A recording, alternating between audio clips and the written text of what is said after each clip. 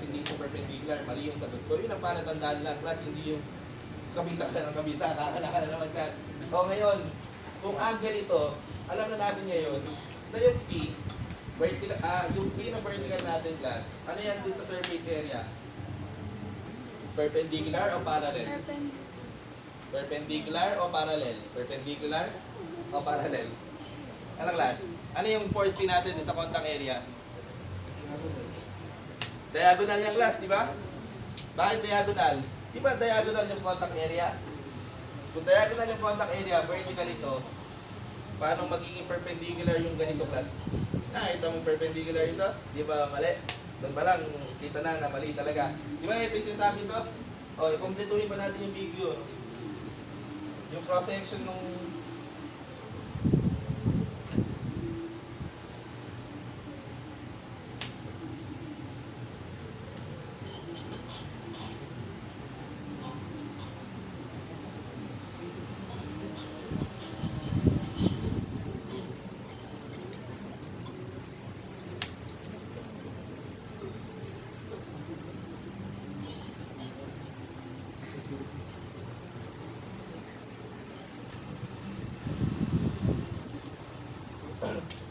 class, kinumpleto natin figure. Meron ka na sa 2D, meron ka na sa 3D para mas makakita natin yung derivation ng formula.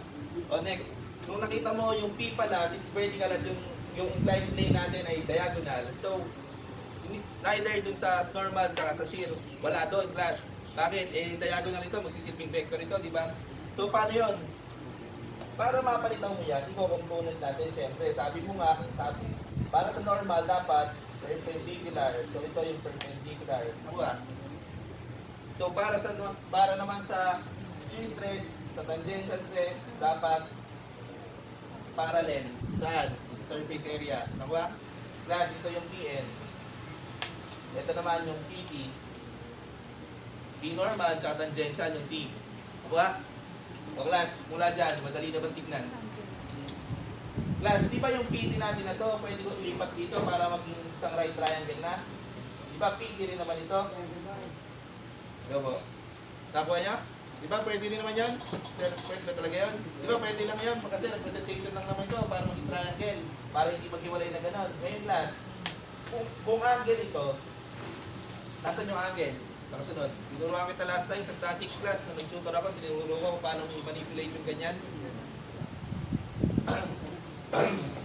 Class, baka sakaling dumali ang lahat kapag dinawingan din natin ito ng horizontal line. Sabi mo yung PT parallel sa area, di ba? So class, kung yung inclined plane natin na to, may angle with respect sa horizontal na theta, at ito nag-drawing ka ng parallel na horizontal line dito sa nauna, so ito, yung theta rin. Nakuha? So class, ang sabi mo, yung horizontal tsaka yung force P, yan ang perpendicular, yung horizontal tsaka yung force P. Kasi horizontal plane versus vertical na force. So sabi mo, 90 degrees yun. So ito, 90 minus theta. Ang sabi mo, yung tangential tsaka yung normal, since yung tangential ay parallel sa plane at yung normal ay perpendicular sa plane, ibig sabihin, perpendicular sila sa isa't isa. Nakuha? Kung perpendicular sila sa isa't isa, PN, yung angle ng PN papunta sa blue, yung blue papunta sa PT, ang total nila 90 degrees din. Kasi perpendicular sila kamo. So ito pala ay theta. Ayun po, kung paano minamanipulate lang, class. Konting hindi lang yan, tsaka drawing. Tapos ito, class. Hindi ka lang kasi. Okay yun, class. Meron na tayong angle. Meron ka PT, BPN, may P na. So tapos na naman ito, class. Problema ko naman, paano imamali ito sa quiz? Class, ito yung P, ito yung PN, ito yung PP, ito yung angle. Tama ba yung pagkaka-translate ko na sa ating class? Tama? Paano na-determine? Huwag kang mapraning mag-translate. Either i-translate mo o hindi mo i-translate. Parehas madali yan, class. Bakit? Ano na ba titignan mo dyan? Draw mo yung right triangle. Alam mo naman na may right triangle ka. Alam mo na yung force P, yung hypotenuse. So, maliligaw ka pa ba? Kahit balik-tali mo ito sa class, hindi naman mamamali yan. As long as yung reference. So, saan ba nagkakatalo-talo? Sa pagkakabit ng angle. Tignan mo yung original na drawing. Saan nakakabit yung angle? Sa P, sa PN. Yung baliktad mo dito, PN, tapos P. So, doon nakakapit yung angle. Eh, paano sir, kung na-drawing ko PT tsaka PN, nasa angle ko, syempre nandito, kasi tandaan mo lagi na yung angle, with respect sa drawing mo, yung data natin, nasa pagitan between PN to P. Kahit baliktarin mo ng drawing yan, dapat tama pa rin, as long as iisa pa rin yung pinagkakabitan ng angle natin. Nakuha? Eh, paano kung pinaglilian mo yung 90 minus theta? Ito yung class, 90 minus theta, bahala ka, kasi marami ng way ng pag-solve ng angle, di ba? Ngayon class, alam na natin ngayon si PN at si PT. Si PN in terms of P ay equal sa P cosine theta. Nakuha? Si PT naman, si P in terms of P ay equal sa P sine of theta. Paano nakuha yung class? Adjacent sine ito, so ito sa Sokatawa. Ito naman ay opposite, so sine ito so ito sa Sokatawa. So ayan class, P sine theta at P cosine theta. Next, alam na natin ngayon yung equivalent P's nung PN tsaka PT. Nakuha? Alam na natin ngayon. Eh, ito lang na may formula mo, class. Ano pa pang hahanapin mo dyan? Yung stress. Siyempre, pinapalitan natin ng formula. Yung shear stress, yan din, pinapalitan natin ng formula. Alam mo na yung P, yung normal force sa tangential force. Alam mo na, pareho, ayun no, in terms of P. Next, yung area na lang. Paano determine yung area? Ang area nito, kung horizontal, length times width. Diba yung cross-sectional area? Either vertical ito o tangential force class. Length times width yan. Diba? Kasi doon mismo tatama. Kaya lang, ang pinagkaiba lang ng glute joint, tumagilid ng bahagya. So, paano yung pagkakatagilid dito, class? Diba, class, kung length ito naman yung hypotenuse. I-drawing natin yung sa triangle. Yung 2D non-glass, i-isolate lang natin yung pinaka-triangle. Ang sabi mo, ito ay length. Ito naman ay angle. So para i-determine, sabi mo rin, kung horizontal yung cut nito at hindi diagonal, length times width lang sana yung area. Kaya lang hindi ganun, alam mo na may nagbago. Yung width na to, nagbago ba? Hindi po. Ano yung nagbago? Yung side ng to, class. Bakit? Kasi tumagilid. Kasi di ba magiging contact area niya, ito na mismo. So hindi nagbago yung width, pero yung length, hindi na length. Yung diagonal length na, slant height na. Di ba? So paano determine? Length, angle. So ang hinahanap pala natin, pangalanan muna natin to class na ano pinaglilihan mo, class? Y? Y muna natin, ha? Y ito. Class Y. So, paano i-determine yung class? Cosine theta equals adjacent divided by hypotenuse. So, hypotenuse, yung Y, ay equal sa L divided by cosine theta. Nakasunod ka, class, pang kids, di ba? Deformable bodies for kids. Class Y is equal to slant, yung length natin divided by cosine theta. O mayroon ka ng Y. So paano i-determine yung area? Ito yung area natin na to. Width multiplied by diagonal na height. So ano ba yung diagonal na height? Yung Y, L, cosine theta. Malinaw tayo. Kunahin natin yung shear stress, normal stress. Normal stress ay equal sa P over A. Ano yung normal force? P cosine of theta. Ano yung area kung saan siya nag-a-act? Width multiplied by L over cosine theta. Uy, mix and extremes ito, class. Simple stress, normal stress equal to P cosine squared theta divided by, ano ba yung length times width? Area.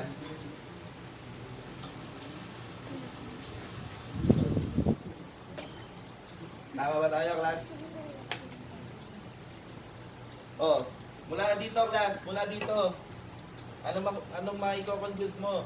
Na yung angle pala, para tumama yung formula na to, dapat yung angle pala with respect sa horizontal. So, pagka nagtanong yung katabi mo,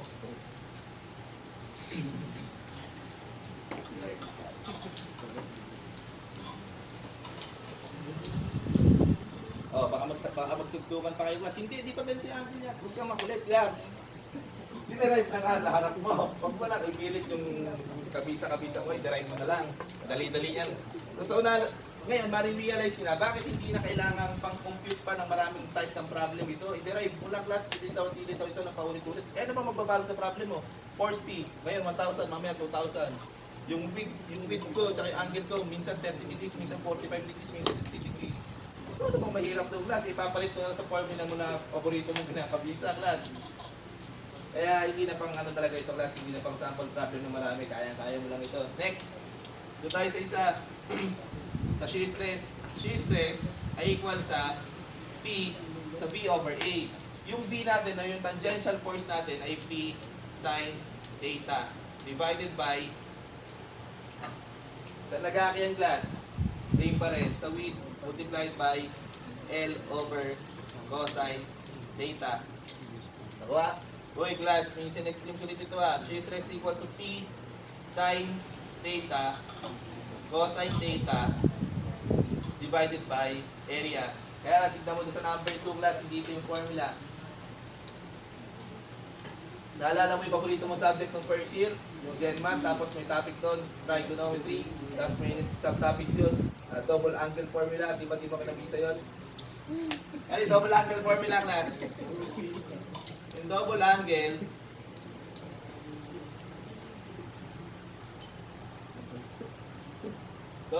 formula ay sin 2 theta ay equal sa 2 sin theta cosine theta. Di ba class, ito yun? Tama ba ako natanda, master? O class, ito daw yun. So, mapapansin mo dito, sin theta, cosine theta pa lang. Eh, ang sabi dito, para maging sin 2 theta, yung 2. Nakikita mo nang medyo madali na ito. So, paano yan? Di ba, naalala mo sa calculus, tinuruan ka rin ng manipulation. Kapag ayaw doon sa equation, ipilit mo maging equation. Ipilit doon sa equation na pinuprove mo. Di ba, class, gano'n ang rule ng calculus? Kapag proving yan, siguro may manipulation na konti. So, paano yung manipulation? 2 divided by 2. 1, kinalaw ba equation? Hindi po. So, ibig sabihin, ito pala, pwede mo i-multiply sa 2 divided by 2. So, ngayon, yung P sin theta cosine theta, magiging P 2 sin theta cosine theta. Tapos ito, magiging 2A.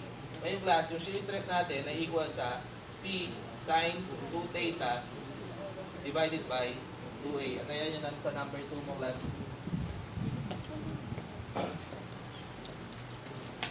Dali lang class, no? Sir, parang mali ah. Di ba baliktad sa number 2 mo? Kasi yung number 2 mo, di ba nakahiga? Yung sa atin kasi patayo ko lang sa atin dinerive yan. So may isa ka na namang problema. Yung pinabisa mong formula, patayo pala. Eh yung given, pahiga. Sige, derive natin yung pawis na class. Pero same lang yan, babaliktad lang.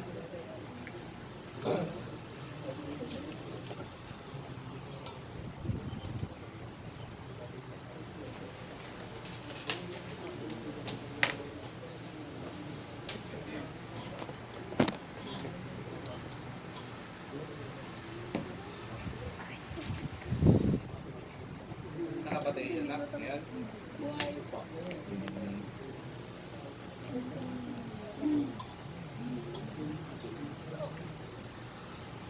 Pwede na pulahin class.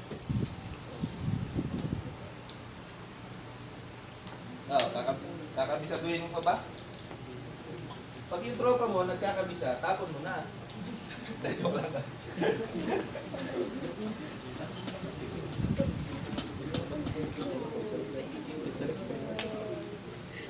Alam mo class, i-reserva mo yung brain cells mo sa mga formula na either napakahirap i-derive o napakahaba o hindi kayang i-derive. Di ba may dalawang type ng formula class? Di ba class may dalawang type ng formula? Alam mo yan class, may dalawang type ng formula? Di ba? May dalawang type ng formula. Yung isa, derived formula. Yung isa, mababasa mo sa hydraulics, empirical formula. So ano yung difference sa dalawa? Yung derived formula, yung tinagawa natin, dinederive natin by concept and principles. Yung empirical formula naman, nakukuha natin yung sa testing. So yun yung hindi mo kaya i-derive, wag kang feeling machine. So yung mga ganong type ng formula, yun ang kabisaduhin mo kasi wala tayong choice kundi tanggapin mo na lang. Kunwari, yung sa Q, o kaya yung yung mga formula ng hydraulics na yun, yung mga coefficient, yung mga Kilamanings, o yung tanggapin mo na yun, class, wag ka na mas magaling pa sa kanila. Kaya mo na sila mas matalino sa atin. So yung mga ganon, kinakabig sa yun kasi hindi kaya i-derive. Pero yung mga derive formula as much as possible, try mong i-derive na lang para tipid sa brain cells. Number 3 class, iwalay ko lang muna ito, 2B na lang muna ito. Pakita naman natin yung derivation kapag nakahiga class kasi baka ito lang may pinagpilihan mo ngayon.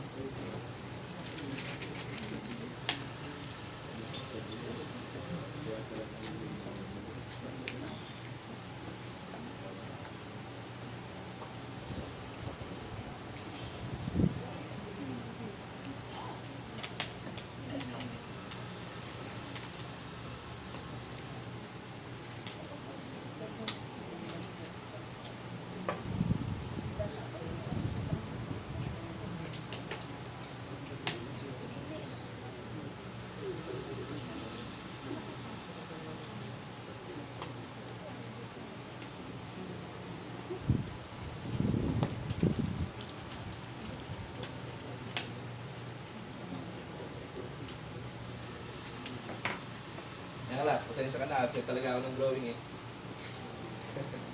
Hindi natin sporty yung mga ganyan-ganyan class. Pero naiintindihan nyo naman, di ba? Buti naman. Okay ang class. Meron naman tayong force P. Uy, si force P natin class. Ayun. Force P. Tanongin kita class, si force P ba? Normal o tangential? Tangential yan class, di ba? Di ba? Ano yan class? Yung force P natin, di ba tangential? Class, yan ay neither ulit sa dalawa. Kasi ito ay, since ito ay diagonal surface, ito ay tangential. Hindi normal ito. Diagonal talaga itong class. Huwag mo na ipilit. Class, force P natin, diagonal na naman sa surface area. So, neither ito sa normal, neither hindi rin ito tangential. So, paano yun? I-convert ulit natin into component.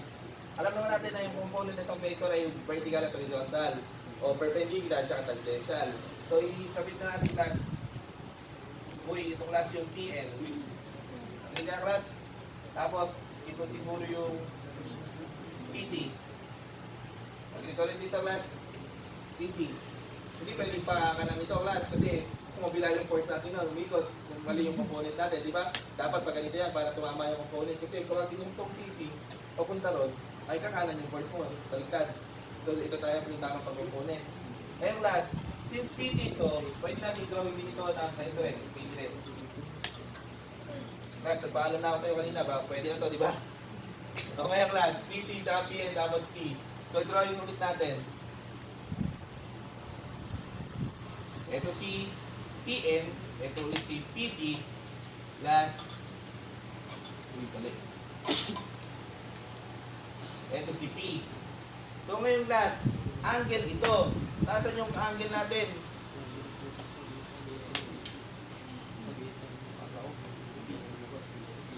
Imagine mo na class. Oh, sabi mo, ito angle.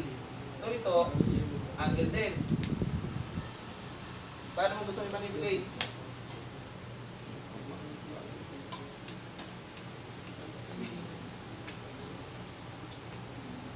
Ano class?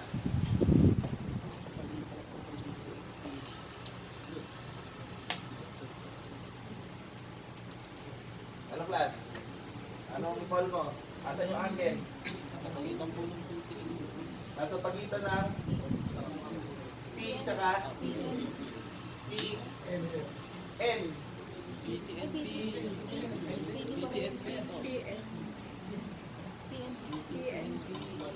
Ano class?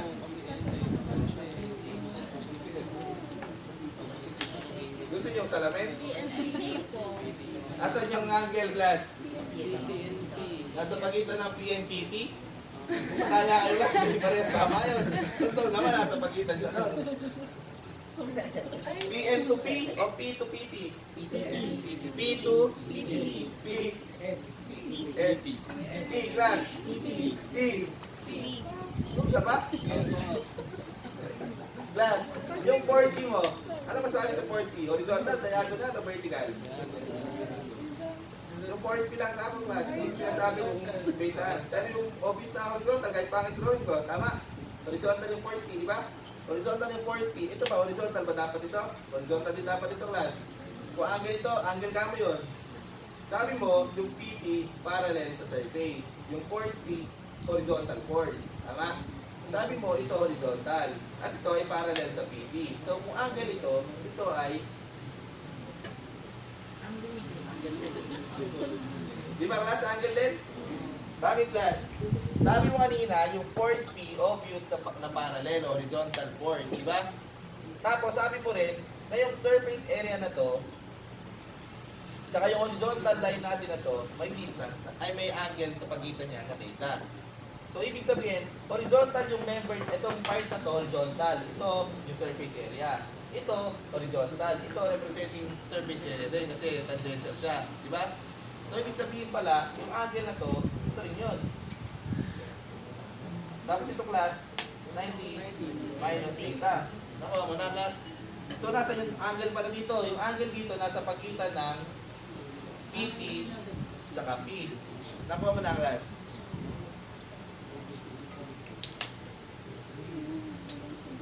Kaya ba class? Dapat di ba naka-base sa surface? Alin? Siyempre, yung geometry naman, yung sa, with respect sa geometry, depende na yon. Kasi case-wise basis ko ni given. Kaya lang, yung geometry, hindi naman siya dependent sa topic mo na kung anong topic mo, depot, theory. Hindi mo siya dependent doon. So, yung geometry, computing mo as is. So, paano ba kino-compute yung geometry? Kung angle ito, based mo sa principles ng mga bearing class, o class, kung angle ito, angle din ito. Di ba? Tama naman. Tapos ano pang makatotohanan na sinasabi ng problem? Ang sabi mo, yung force P, horizontal. Sabi mo rin, yung side na to, horizontal. Ito, yung mismong part ng rectangle, ng wood natin na to, ng block natin na to, horizontal din. Sabi mo, yung horizontal na line na to, tsaka yung angle kung saan nagkaroon, yung plane kung saan nagkaroon ng cut, may pagitan sila na data. Horizontal na to, medyo ibaba mo ng konti yung force P. Saan nakakabit yung force P? Kasi nandun pa rin sa same na diagonal. So, ibig sabihin, horizontal, diagonal, may ano na angle, same horizontal, same diagonal. Ibig sabihin, yung theta pa rin. Diba? O, di-translate mo na with class. Paano din-translate? PT and PT. Kaya lang, this time, yung angle natin, nakakabit saan? Sa PT. Diba? PT to P. Diba? Kaya ba, class? Class, P and PB. Derive natin ngayon. Si P N ngayon ay equal sa P sin theta. Si P ngayon ay P cosine theta. O ngayon class, for normal stress ay equal sa P sin of theta divided by ano yung area?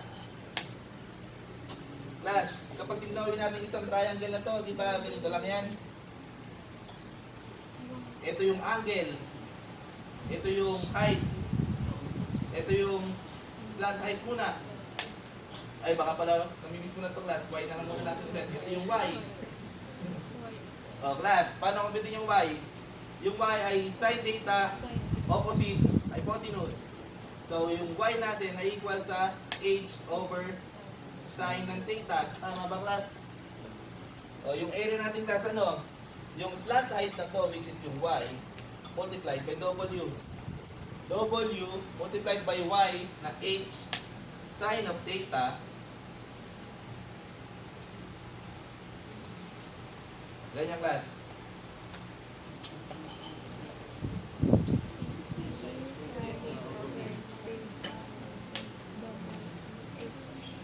Yung theta natin, normal stress is equal to P sin squared theta divided by area. Kaya lang, class, kasan yung theta natin na ito ngayon?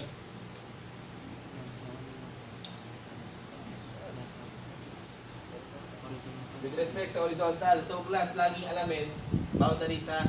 Tignan nyo kung paano natin diniderive. Check si rin mabuti yung mga procedure. Ngayon, class, inamput natin to sa horizontal. Ito, class, ano yung theta na to? Next. Normal, shear stress. Shear stress ay equal sa P cosine of theta divided by, same pa rin na area, W L over sin squared theta, sin theta plus shear stress ay equal sa P cosine theta sin of theta divided by area. Shear stress ay equal sa P sin 2 theta over 2a. So, nasan yung theta niyang, class? Nasan yung theta niyang, class?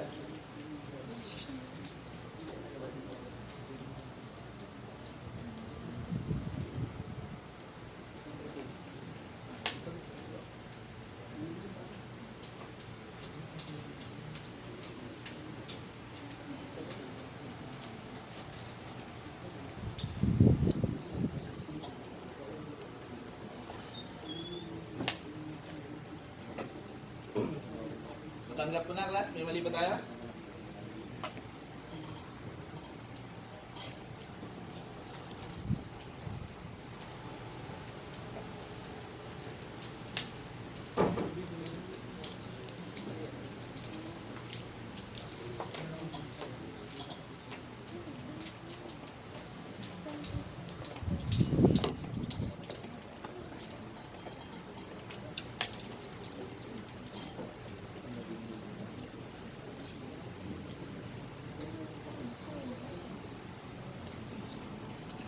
muna, class.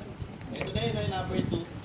Nakalagay dito, show that the shearing stress on the glue joint is shear stress equals P sine 2 theta over 2A. Yun yung class. Diba? Tama naman tayo, class. Parang interpret ang gamit ng mga angle-angle lang.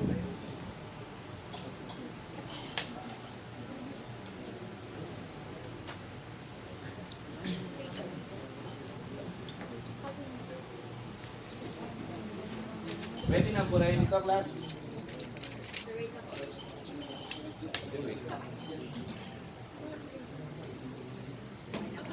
Okay na?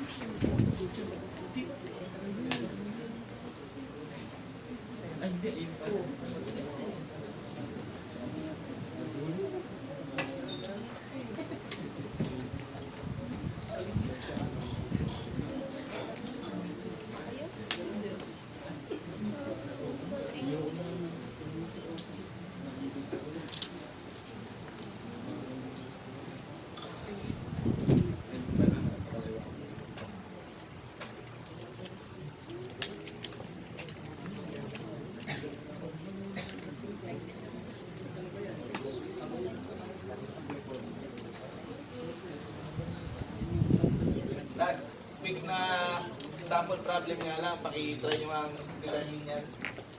In terms ng 90 minus theta, mga ganun-ganun. Feeling ko, yung favorite mong part doon sa topic natin kanina, kaya ka nalilito eh.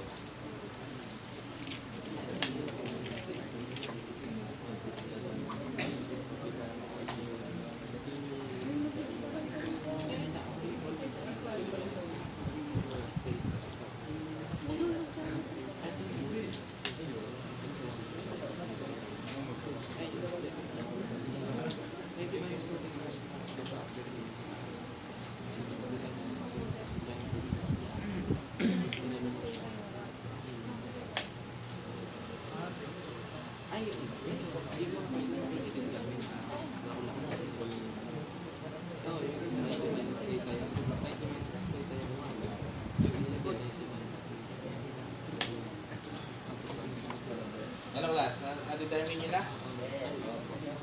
Di ba madali lang? Ito yung theta, di ba? Hindi po. Ito yung 90 minus theta. Bakit class? Drawing nga ng perpendicular dito. Perpendicular dito sa diagonal natin na to. So yung natira dito, 90 minus theta. Mula dito papunta sa imaginary natin na diagonal, 90 minus theta yun. So papunta dito, theta. Yung diagonal mo tsaka ito ulit, perpendicular na naman. So ito, theta, ito, 90 minus theta. Nakit na ano nyo? Ngayon class, ito naman. Theta ito. Drawing ka ulit ng imaginary na perpendicular lang sa diagonal. So ito, 90 minus theta. Ito, tsaka ito, alam mo perpendicular. Ito, hanggang to, 90 minus theta. Dito, theta. Yung diagonal na to, papunta rin sa red. 90 degrees. Kung dito, ito, 90 minus theta. Nakuha? O ngayong class ito, hinahanap. Alam natin na kapag nag-drawing ko ulit dito, ito, theta, ito, 90 minus theta. Ito, theta, ito, 90 minus theta. Nakuha mo class? O, konting ano lang yan ha.